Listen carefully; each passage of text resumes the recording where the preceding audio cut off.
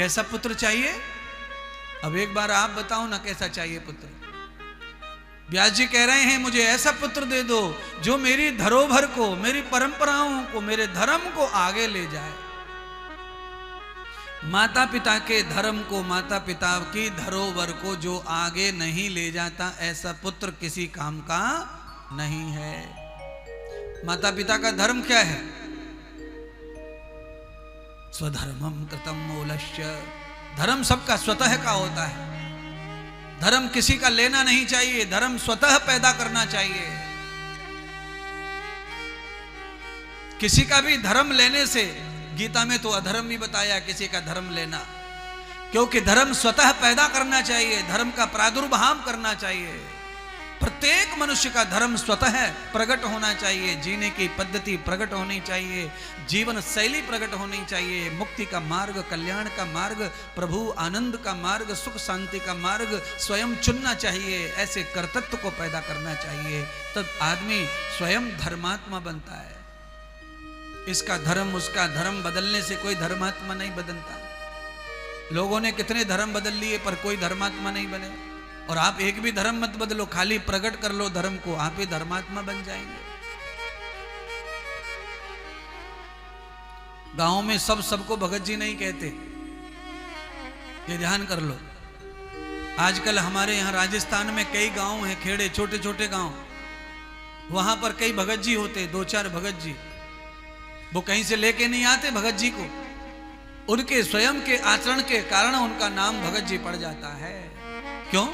स्वयं धर्म प्रकट किया, इसलिए नई पहचान पैदा हो गई उनके भगत जी। पहले भगत जी नहीं थे वो।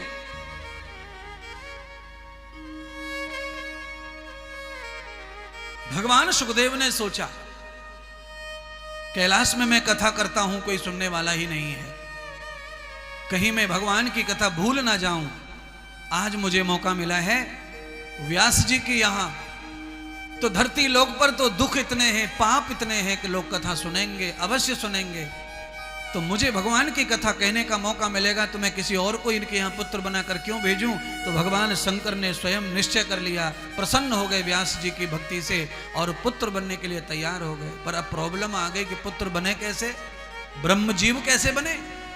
परमात्मा मनुष्य कैसे बने? तो परमात्मा शिव जी ने नियोजन सोचा कि जो तोता भगवान की कथा सुनकर के अरणी के गर्भ में गया है, क्यों ना उसी को मनाया जाए। अब जिसको मारना चाहते थे, अब उसे मनाने के लिए लग गए शंकर भगवान।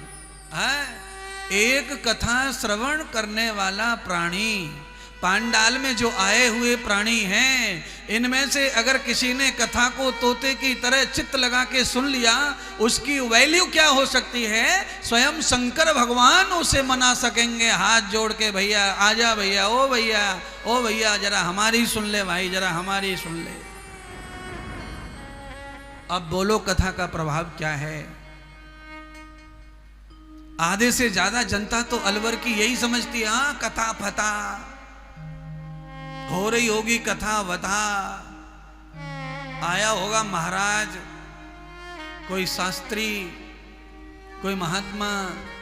ना, ऐसा मत सोचो। ये कथा वो कथा है जिस कथा की वजह से आज तोते की पूजा भगवान महादेव स्वयं कर रहे हैं, प्रार्थना कर रहे हैं तोते से। अरे तोता, तेरा शरीर जो नरकी है उसकी मुक्ति करता हूं और तेरी आत्मा को धन्य करता हूं। तोता प्रकट हो गया, भगवान महादेव ने तोते के शरीर को मुक्त कर दिया आत्मा से, और उस आत्मा में प्रवेश होकर अरणी के गर्भ से स्वयं भगवान शंकर ने सुखदेव के रूप में शरीर धारण करके मानव जीवन अवतार ले लिया, प्राकट्य ले लिया।